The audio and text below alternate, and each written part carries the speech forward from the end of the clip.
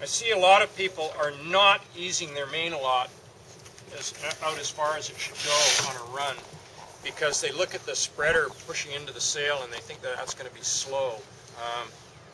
And no, the further out you can get it, the faster you're going to go.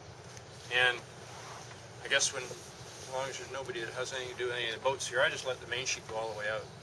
But the problem is it's going to mash the sail in between the stay and the boom, or the boom will be chafing on the stay. So, but basically, just let it all the way out. Don't worry about it touching on the spreader. Just let it do that. That's the fastest way to go downwind. Of course, unless you're reaching. But let the sail all the way out. Let it sit against the spreader.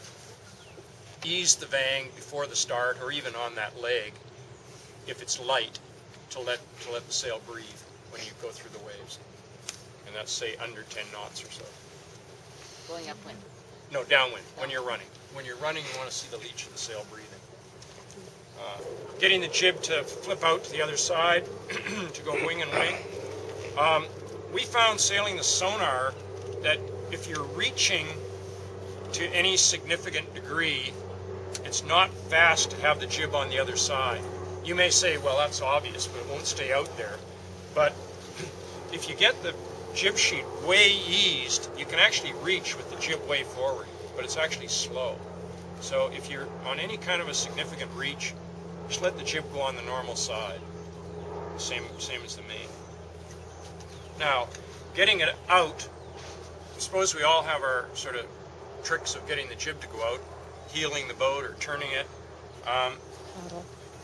What I'll try and do is pull slack into the jib sheet. However I can do that. So I get lots of slack sitting up there, and the jib's sort of just flapping around now. And then if you turn the bow of the boat quickly away from the wind, so you bear off sharply. If the jib's sitting in the middle of the boat like this, that's when I try and do it, with the jib close to the middle, and you bear off sharply. So we've got the boom out here, the jib's sitting like that. If we bear off quickly, the wind is going to, just the fact that the bow is moving from right to left, it's going to blow the sail out here.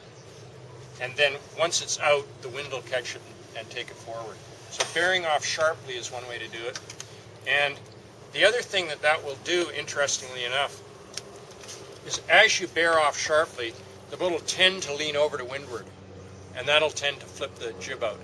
And to the extent that you can, if you move your weight to the high side, just lean over and try and get the boat to roll over to windward a little bit. That'll flip it out.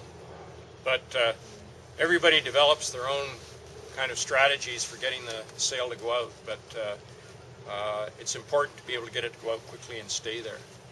And I guess the last thing that I would say about sailing wing and wing like that is if the wind is really light, quite often people will be spending way too much time getting the jib to go out. If they just point the boat at the mark and not worry too much about the jib, they'd be far better off. One other thing you can do, but this is pretty difficult, is you can grab the jib sheet like this and flip it out. Right. Well, if you can get to this rope, if you can get to there, you can get a hold of it. But the rope, the slack has to be on deck, unless it's really windy. And if it's windy, it's easy to get it out.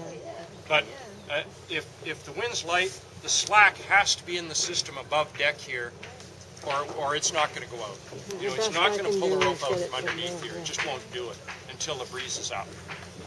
So that the difficult part is getting that rope, getting the slack up on deck.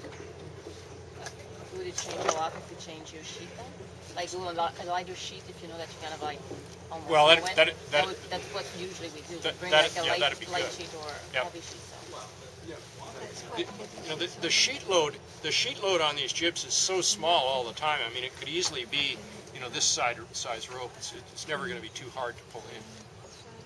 It's a very low load all the time.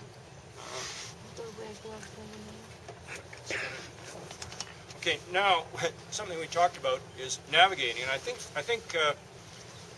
that's pretty much it for the performance of the boat